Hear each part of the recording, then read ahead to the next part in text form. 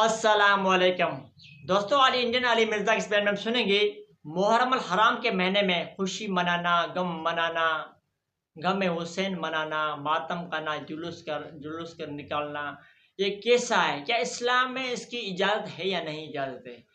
زیادہ ہم تفصیل جانیں گے انڈین علی مرزا کے اس بہترین بیان میں۔ ویڈیو کو اسکپ نہیں کریں گے، ویڈیو پوری سنیں گے۔ یہ ویڈیو آپ بھائی بہت کمال کی اور انفارمیٹو ہونے والی ہے۔ اب چلتے ہیں ویڈیو طرف اور تفصیل جانتے ہیں انجن علی مرزا کے اس بہترین بیان میں۔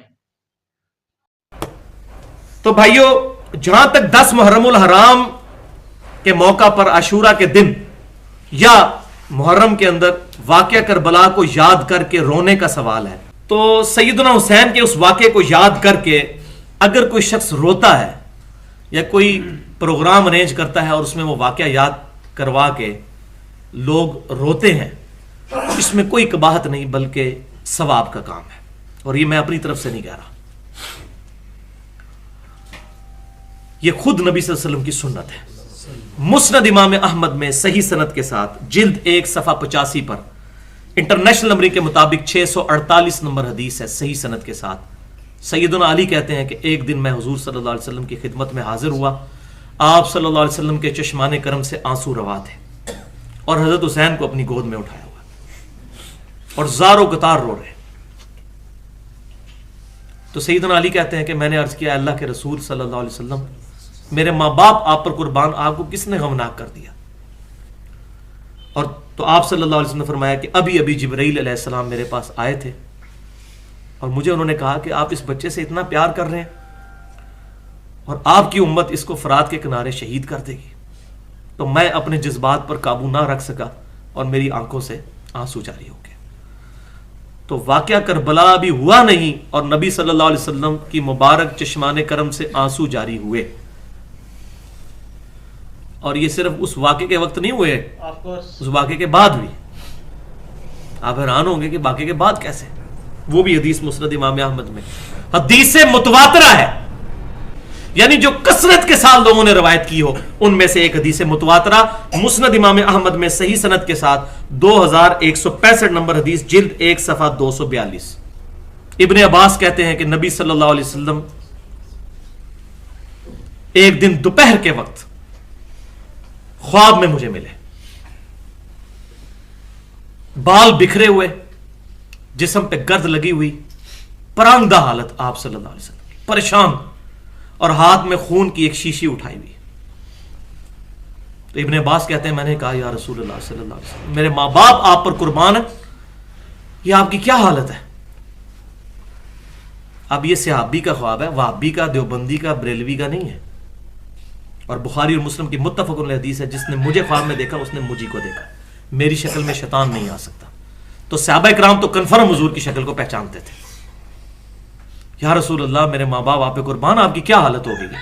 حضور کی وفات کے 50 سال کے بعد یہ خواب دیکھ رہے ہیں ابن عباس۔ صحابی کا خواب ہے، وہابی کا نہیں ہے، یہ ذہن میں رکھیے گا۔ تو نبی صلی اللہ علیہ وسلم نے فرمایا کہ یہ حسین اور اس کے ساتھیوں کا خون ہے، میرے بچے حسین کو ان کے ساتھیوں کو شہید کر دیا گیا کربلا میں، اور میں صبح سے ان کا خون جمع کر رہا ہوں۔ وہ کہتے ہیں میں کانپ کے اٹھا، میں نے وہ دن اور تاریخ نوٹ کی، اور بعد میں ظاہر ہے کہ اس وقت نہ تو جیو تھا، نہ دنیا ٹی وی تھا، نہ انٹرنیٹ موبائل تھا۔ بہت عرصے بعد خبر پہنچی کہ اسی دن 61 ہجری میں 10 محرم الحرام کے دن اسی وقت سیدنا حسین کو شہید کیا گیا تھا۔ کہتے ہیں میں نے یاد رکھا وہ دن، اور وہی دن تھا۔ اس میں یہ بات آئی کہ آپ صلی اللہ علیہ وسلم نے فرمایا کہ میں صبح سے ان کا خون جمع کر رہا ہوں۔ اس کا یہ مطلب نہ کوئی لے کے آپ صلی اللہ علیہ وسلم واقعہ کربلا میں آئے ہوئے تھے، یہ تمثیل ہے۔ جیسے صحیح بخاری میں آتا ہے کہ آپ صلی اللہ علیہ وسلم نے غزوہ احد سے پہلے ایک خواب دیکھا تھا کہ ان کے سامنے گائے ذبح ہو رہی ہے، تو آپ صلی اللہ علیہ وسلم نے فرمایا میں نے اس کی تعبیر یہ کی ہے کہ میرے صحابہ شہید ہوں گے اس جنگ میں۔ پہلے ہی پتہ چل گیا آپ صلی اللہ علیہ وسلم کو اللہ تعالیٰ کی طرف سے۔ تو اب گائے اور صحابہ کا کیا تعلق ہے؟ آپ کو کہ جی گائے تو وہ ہندوؤں کے نزدیک معتبر ہوتی ہے، تو یہ خواب کے معاملات بالکل ڈیفرنٹ ہوتے ہیں، یہ ایک تمثیل ہوتی ہے۔ اللہ تعالیٰ اس بات پر قادر ہے عالم ارواح میں نبی صلی اللہ علیہ وسلم پر جو چاہے منکشف کر دے۔ جیسے کتنے ہمارے بریلوی دیوبندی اور خصوصاً اہل حدیث بھائی تو یہ روایت بہت بیان کرتے ہیں کہ نبی صلی اللہ علیہ وسلم کئی محدثین کو خواب میں آئے ہیں اور فرمایا کہ تم میری کتاب کیوں نہیں پڑھتے صحیح بخاری. تو صحیح بخاری کیا حضور کے زمانے میں لکھی گئی تھی؟ آپ کی وفات کے 210 سال بعد لکھی گئی ہے. تو آپ صلی اللہ علیہ وسلم کو عالم ارواح میں اللہ تعالیٰ نے بتا دیا ہے کہ آپ کے ایک جانثار امتی نے اتنی بڑی خدمت کی ہے حدیث کی. اللہ چاہے تو مطلع کر سکتا ہے. لیکن یہ کہنا کہ نبی صلی اللہ علیہ وسلم اپنی قبر مبارک میں یا عالم ارواح میں ہر چیز کو ہر وقت دیکھ رہے ہیں، یہ عقیدہ جو ہے یہ غلط ہے، یہ ایگزیجریشن ہے دین میں. جو چاہے اللہ دکھا سکتا ہے. یہ ہمیں رپورٹ ہو گیا تو یہ دکھایا گیا. تو آپ صلی اللہ علیہ وسلم اتنے پریشان. تو میں بتا رہا ہوں واقعہ کربلا سے پہلے بھی آپ صلی اللہ علیہ وسلم کی حالت، واقعہ کربلا کے بعد بھی. لہٰذا اگر کوئی اس طرح کی کوئی مجلس کر لیتا ہے تو ہم اس کو کوئی بدعت نہیں کہتے، کوئی گناہ نہیں کہتے، انتظامی معاملہ ہے. اور ائمہ اہل بیت علیہم السلام رضی اللہ عنہم اجمعین رحمہم اللہ اجمعین سے سوائے اس طرح کی مجلس کرنے کے اور کوئی چیز ثابت نہیں ہے. محرم میں وہ پروگرام اس طرح کے کرتے تھے، کوئی ماتم نہیں ہوتا تھا، کوئی زنجیر زنی نہیں ہوتی تھی، کوئی کوئلوں پر ماتم نہیں ہوتا تھا، کوئی سینہ کو بھی نہیں ہوتی تھی، کوئی چہرے کو نہیں پیٹا جاتا تھا. یہ مجلس ہے. اور یہ میں چیلنج کرتا ہوں اس ویڈیو کی وساطت سے کہ اہل سنت اور اہل تشیع دونوں مجھے ایک اپنے اصول محدثین پر صحیح سند ائمہ اہل بیت علیہم السلام سے دکھا دیں کہ انہوں نے کبھی یہ والے کام کیے ہوں جو خرافات آج عام ہو چکی. تو اب رہا معاملہ کہ غم کی وجہ سے اس مہینے میں شادی کو یا کسی خوشی کو حرام سمجھنا. تو بھائیو یہ میرا چیلنج ہے اہل سنت اور اہل تشیع دونوں کو کہ کوئی ایک اپنے اصول محدثین پر روایت بتائے کہ نبی صلی اللہ علیہ وسلم نے اس مہینے میں خوشی کرنے کو حرام کہا ہو، شادی کرنے کو حرام کہا ہو. لیکن لیکن لیکن اگر کوئی شخص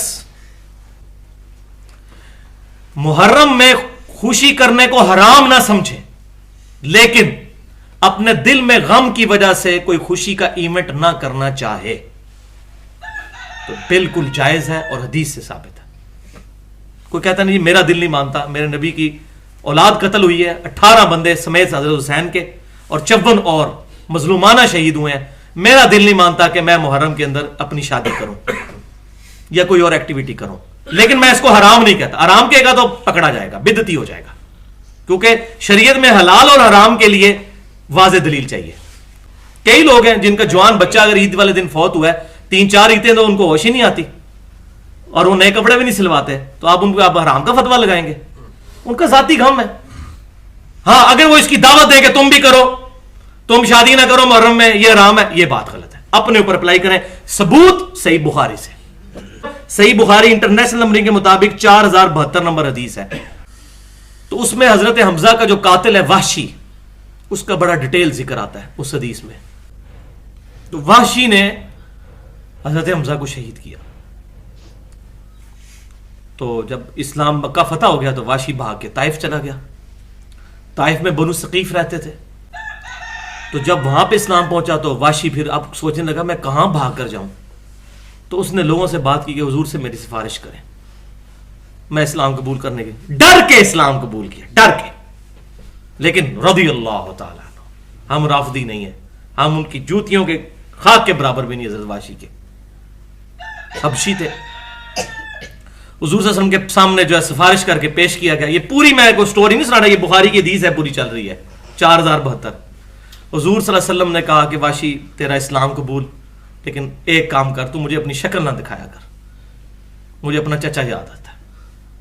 یار صحابی، اور حضور کہہ رہے ہیں مجھے شکل نہیں اپنی دکھانی. وہ نبی جو اپنے امتیوں سے اتنی محبت کرتا ہے لیکن چچا کا غم اتنا تازہ ہے کہ کہہ رہے ہیں کہ تو نے آندہ مجھے اپنی شکل نہیں دکھا دی. ٹھیک ہے تیرا اسلام قبول، لیکن میرے سامنے نہ آیا کر. اب مجھے بتائیں حضرت حمزہ سے تو زیادہ ہی محبت تھی حضور کو حضرت حسین سے. تو لیکن یہ ساری چیزیں اگر کسی کو دکھ ہے وہ ٹھیک ہے، لیکن افسوس تابوت نکالے جاتے ہیں، تازیے نکالے جاتے ہیں، گھوڑے، اور یہ حضرت حسین کا ذوالجناح بھی نہیں ہے، گھوڑوں کے نیچے سے گزرا جاتا ہے. معاذ اللہ. زنجیر زنی ہوتی ہے. محرم کے مہینے میں تو ہتھیار ویسے ہی چلانا کافروں کے خلاف بھی حرام ہے کیونکہ حرمت والا مہینہ ہے، اور حضرت حسین کے خلاف ان کی سنت پہ پھر عمل ہو رہا ہے. یہ شرم کا مقام ہے، اسلام کی بدنامی ہو رہی پوری دنیا میں.